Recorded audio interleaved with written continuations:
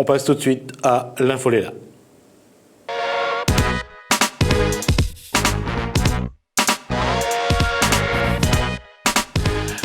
Tout de suite, La Réunion, comment il est?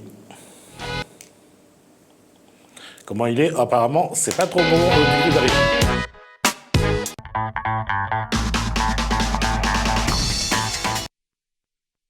Réunion, comment il est? En tout cas, au niveau de la régie, là, cet après-midi, ça cafouille un petit peu, mais bon, c'est pas grave, on va faire avec. C'est les lois du direct, hein? Oui, c'est les lois directes.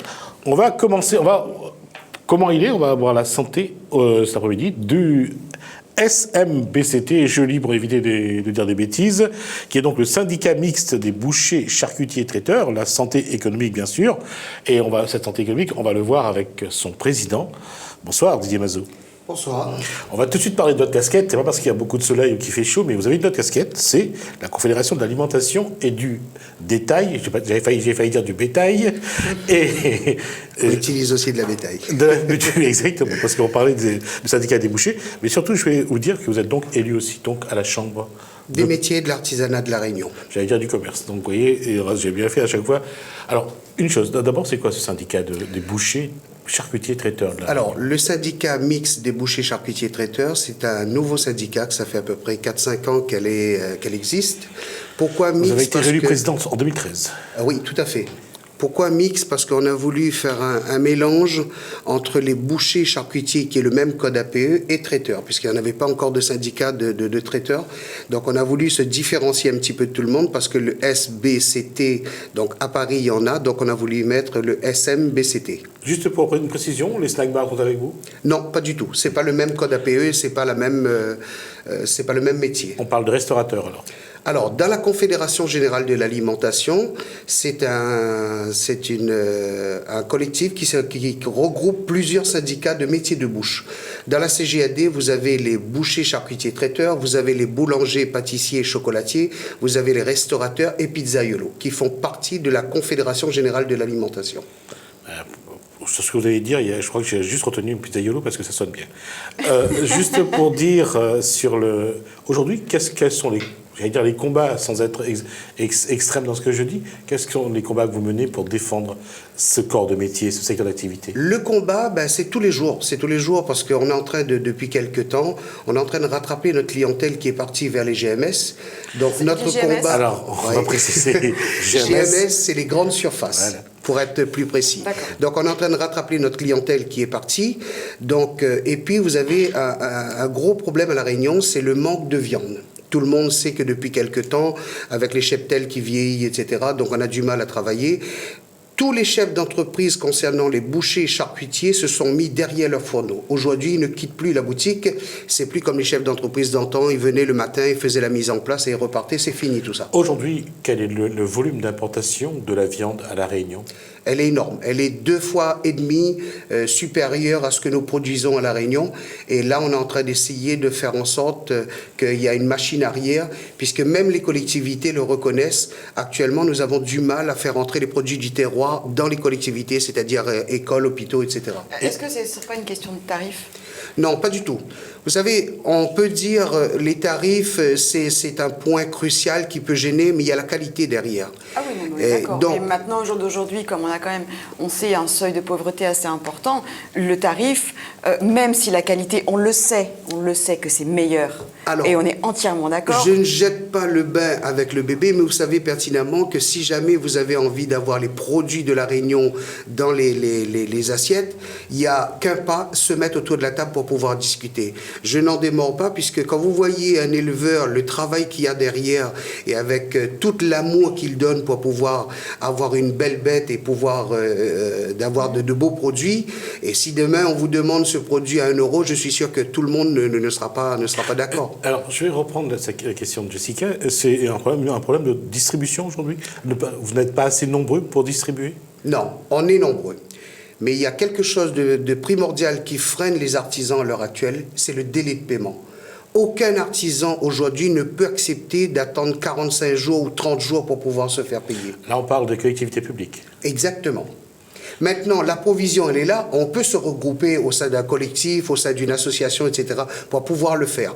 Mais la seule branche qui, pour l'instant, ne peut pas se permettre d'attendre des délais trop longs pour pouvoir être payé, c'est l'agroalimentaire. Alors, c'est lié, bien sûr, à leur chiffre d'affaires qui est moindre. Tout bien à fait. sûr. On appelle le fonds de roulement, la trésorerie est toujours en retard. Sauf qu'au niveau de tout ce qui est service public, c'est-à-dire les choses à la sécurité sociale, les impôts, eux n'attendent pas. Eux, c'est toujours comme ça. Ils prélèvent. Tout à fait. Eux, ils prélèvent, mais le problème d'aujourd'hui, c'est qu'il y a aussi un autre côté qu'on ne voit pas, c'est le côté du calibrage. C'est-à-dire qu'il y a des appels d'offres qui sont lancés à tout bout de champ en demandant qui veut pouvoir produire, mais malheureusement, il y a des choses qui sortent qui sont effarantes. Quand vous voyez, par exemple, je donne un exemple, on vous demande des carottes à tant de grammes, on vous demande des bouts de viande à tant de grammes, vous savez, c'est un travail. Est-ce que vous pensez que les appels d'offres, elles sont bien dirigées au jour d'aujourd'hui? Non, pas du tout. Je les ai étudiés maintes et maintes fois. On s'est réunis avec mon conseil d'administration pour pouvoir trouver la bonne solution pour pouvoir aller sur les appels d'offres. Elles ne sont pas du tout adaptées à notre métier. Est-ce que c'est un fait exprès, vous pensez, pour pouvoir en importer? Exprès, peut-être pas, parce qu'avec la législation, la réglementation qui sort et les appels d'offres qui doivent constamment être évolués, mais malheureusement, on oublie souvent les spécificités de l'île de la Réunion. Nous, on nous demande un produit, quelquefois, il faut attendre 2 ou 3 mois avant que ces produits rentrent à la Réunion. Donc vous voyez, c'est plus les mêmes bases. On n'a pas trop de temps, donc je vais essayer d'avancer un petit peu dans cette discussion. Aujourd'hui, quelle est la priorité que vous devez défendre pour ce secteur d'activité? Il y a un combat qui me tient à cœur, et là je viens d'être rejoint par l'État. Je voudrais classer certains produits pour que ça reste typique à La Réunion. Entre autres, le boucané. Toutes les personnes savent pertinemment que le boucané, c'est quelque chose de primordial de La Réunion. Ça a été fait dans les petits boucans que nos arrière-parents ont fait, etc. Aujourd'hui, vous voyez des lardons qui arrivent sur le marché et qui s'appellent boucané. Je suis désolé. La semaine dernière encore, vous avez 44 tonnes de lardons qui sont rentrés et qui sont sur les étals qui s'appellent boucané. Je suis désolé. Lardon ou bacon? Moi, je suis pour le boucané. Bacon. Je suis pour le boucané. Mais attention, le lardon qui rentre, nous, on a un process à La Réunion, c'est-à-dire nos parents prenaient 7 heures pour faire la fumaison. Oui. Et ceux qui rentrent, la plupart du temps, en 3 heures, il est déjà fumé. D'accord. Alors, une dernière question. Qu'est-ce que vous allez défendre à Paris à partir de ce week-end? J'ai beaucoup de dossiers à défendre, entre autres là pour le 5 et 6 novembre, donc je fais venir 9 meilleurs ouvriers de France pour nous donner un coup de main pour tout ce qui est charcuterie, parce que je vous ai dit, c'est un gros dossier. Et au mois de janvier 2016, on a les 28 présidents départementaux de France des charcutiers traiteurs qui seront à La Réunion. Ça représente à peu près 45 personnes qui viennent valoriser nos produits, nous montrer toutes les techniques et surtout apporter un plus à nos savoir-faire que je souhaite qui va perdurer dans le temps. Une question d'actualité, puisque vous êtes régional. Est-ce que l'octroi de mer, aujourd'hui, vous aide ou pas à protéger la production locale? Sur certains points, oui. Sur d'autres, non. Quand on voit des produits comme les boyaux, etc., ce qu'on paye dessus, c'est tout à fait logique que l'octroi de mer, on est obligé de la répercuter. Donc, on la répercute quoi? Sur les saucisses. Donc, dans un sens, oui. Pour protéger nos produits, je le conçois tout à fait, mais sur d'autres produits, ça nous pose un réel problème. On aurait aimé qu'on nous lie à la table pour pouvoir discuter sur quelle ou telle chose. Ça, c'était en 2011 avec le défi, c'est ça? Tout à fait. D'accord. Où nous, on n'était pas associés. Vous n'étiez pas associés, c'est ce que vous avez dénoncé d'ailleurs. On n'était pas associés. On l'a dénoncé plusieurs fois parce que les fonds européens, nous aussi, on souhaiterait l'avoir, mais malheureusement, on parle, mais personne ne nous écoute. D'accord, on aura l'occasion de revenir à cette question-là. À votre tour, on verra un petit peu aussi. Didier Mazot, en tout cas, merci. Je rappelle donc que vous êtes le syndicat mixte des bouchers, charcutiers, traiteurs de La Réunion. Et également donc président de la Confédération de l'alimentation en détail. Merci.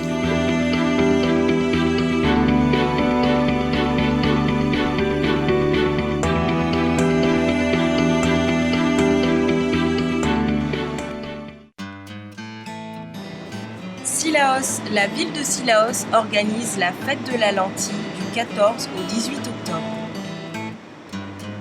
Saint-Louis, la municipalité, en partenariat avec l'ORA, organise l'opération Tour du Rat le vendredi 16 octobre de 9h à 15h à Baradiar.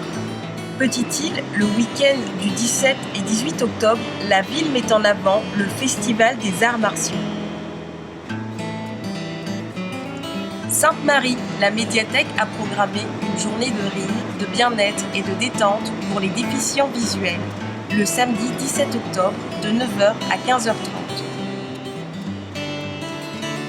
Sainte-Rose, la municipalité célébrera la Semaine Bleue le samedi 17 octobre de 8h à 18h au Plateau Vert Centre-Ville. Saint-Paul, du 1er au 31 octobre, le RSMA recherche des volontaires stagiaires de 18 à 25 ans pour se former dans le bâtiment, la sécurité, les transports, la cuisine et le tertiaire. Sainte-Marie, la municipalité organise la Semaine Bleue le jeudi 15 octobre de 8h à 16h à la salle des fêtes de la Mare et le samedi 17 octobre de midi à 17h, clôture de la Semaine Bleue à la salle musulmane de Duparc.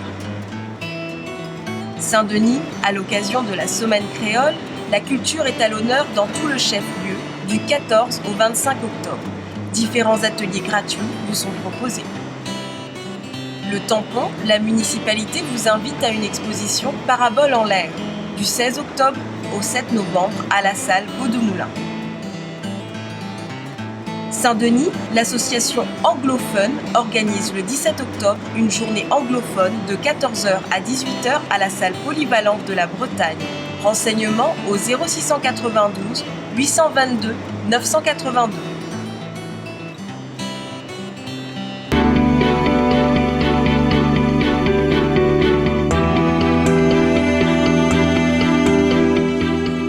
C'est l'heure de notre info du jour.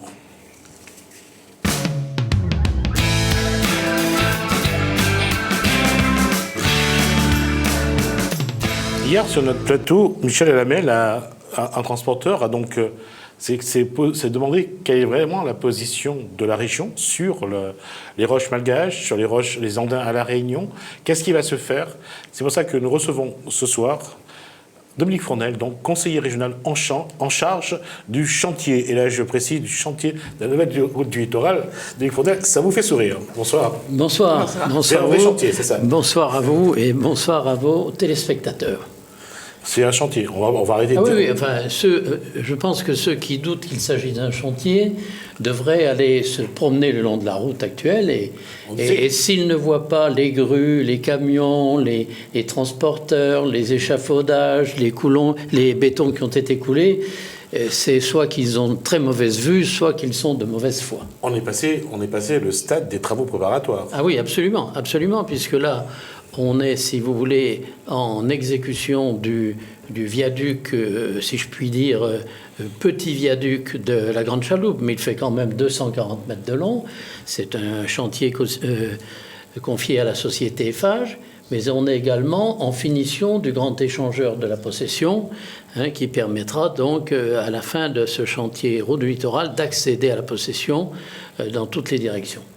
Alors, on s'arrête à 2 minutes, puisque la régie me demande si on peut envoyer la pub. Vous pouvez.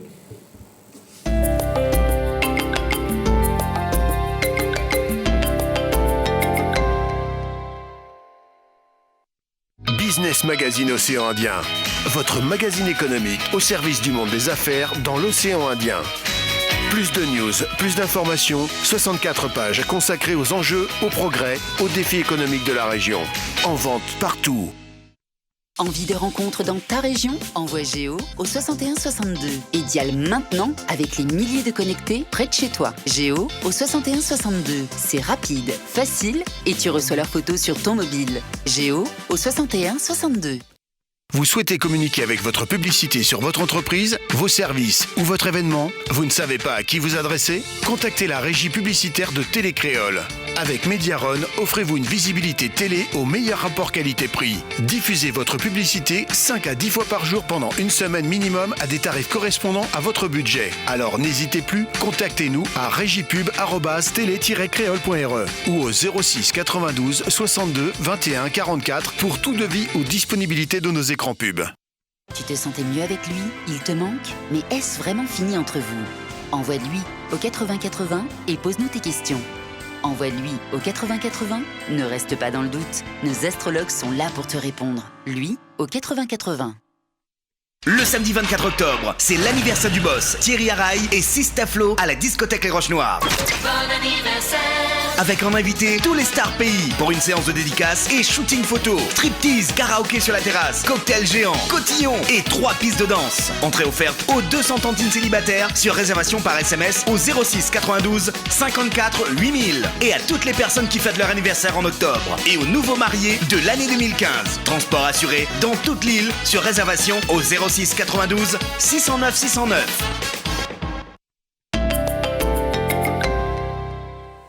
Nous reprenons notre interview avec Dominique Fournel, donc conseiller régional en charge de la nouvelle route du littoral, là où on l'a laissé. Je rappelle juste donc qu'aujourd'hui, il est là aussi pour répondre aux interrogations de Michel Lamel, transporteur, à savoir est-ce que les roches malgaches seront vraiment importées ou pas? Qu'est-ce qu'on va faire des andins à La Réunion? Et une question que je poserai à la fin, savoir un petit peu comment mettre de l'ordre chez les transporteurs. Et ça va pas être votre rôle, je sais. Pas vraiment concerné, mais enfin... Je vous poserai la question quand même juste après. Alors, d'abord les roches malgaches. Oui, alors... on importe pas? C'est très, très simple, si vous voulez. Actuellement, sur le chantier qu'on vient d'évoquer, il y a environ 700 mètres linéaires de digues qui ont été réalisées, notamment entre la Grande Chaloupe en direction de Saint-Denis. Ces digues-là sont constituées de plusieurs couches de matériaux, dont 2 couches qu'il reste à finir en protection côté mer, ce qu'on appelle la carapace, et qui nécessitent la mise en place à la fois de roches très lourdes, hein, des rochers supérieurs à 3 tonnes, de 3 tonnes à 5 tonnes, puis par-dessus, en dernier lieu, les acropodes, pour assurer une protection efficace donc de la digue. Ces grosses roches-là, il n'y en a pas à La Réunion. Alors aujourd'hui, on travaille, comme vous le savez, essentiellement sur la production d'andins. Hein, c'est d'ailleurs une très bonne initiative. Malheureusement, parmi ces andins, il y a très peu de ces roches supérieures à 3 tonnes. Très peu. Celles qui sont là, on les met déjà en œuvre, mais il faut absolument faire venir des roches supérieures à 3 tonnes, de 3 à 5 tonnes, pour assurer donc la réalisation de cette carapace avant la saison cyclonique. Chacun comprend bien qu'il faut absolument être protégé des phénomènes cycloniques qui pourraient intervenir dans cette saison. C'est pour cela donc, que le mandataire, le groupement Vinci et GTOI, SBTPC plutôt, GTOI, va faire venir 200 000 tonnes de ces grosses roches de Madagascar. Qu'est-ce que ça veut dire 200 000 tonnes? 200 000 tonnes, c'est 1% des 18 millions de tonnes d'enrochement nécessaires à la réalisation de la route du littoral. 1%. C'est donc très très peu. Mais c'est quand même nécessaire. Et ces 200 000 tonnes, donc le mandataire a déjà, sur place à Madagascar, désigné une carrière, a engagé toutes les formalités. Ces roches vont arriver par des barges à la Réunion. Je crois qu'il est prévu une 50aine de barges. On dit qu'ils viennent de Norvège, c'est ça? Non, pas du tout. Ils viennent de Tamatave. Ah ben, comme quoi. C'est ce qui a été annoncé hier soir. De Tamatave. Non, les bateaux que vous utilisez sont des bateaux qui sont... Ah, les barges? Les barges. Je ne sais pas. Je sais qu'il y aura 2 barges qui feront la navette, les allers-retours. Je crois qu'il y a 45 ou 50 voyages à faire. Et donc ces 2 barges, néanmoins, la venue de ces barges est soumise à autorisation administrative. Donc le mandataire a déposé cette demande d'autorisation auprès des services de l'État.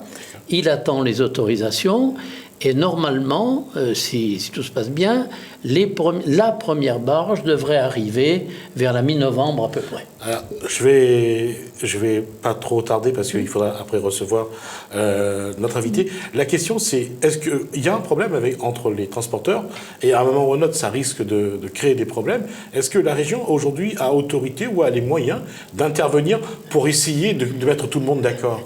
La région n'a pas autorité. La région est quand même là pour essayer d'être un petit peu facilitateur dans les relations entre les transporteurs. Les uns se plaignent tantôt des autres et vice-versa. Certains s'estiment un peu délaissés, mis sur le bord du chemin par rapport à d'autres. Donc vous avez vu toutes les réactions qui ont pu avoir lieu, notamment ces derniers temps. Je ne désespère pas qu'on arrive à une entente entre tous ces transporteurs, tant il est vrai qu'il y a besoin de tout le monde pour réaliser ce chantier. Et je vous dis, il y a à peu près à aujourd'hui 2 millions de tonnes, peut-être un peu moins, qui ont été mises en œuvre sur le chantier. Il faudra en mettre 18 millions au total, vous voyez bien.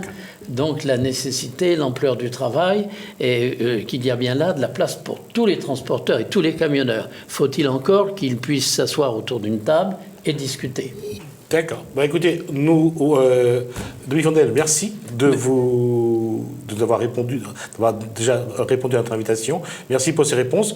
On ne va pas faire de transition. Je vais vous demander donc à vous de nous laisser la place. Donc, merci d'avoir répondu à ces questions. On reviendra sans doute à d'autres moments là-dessus. C'est moi qui vous remercie. Merci, bonne soirée à vous.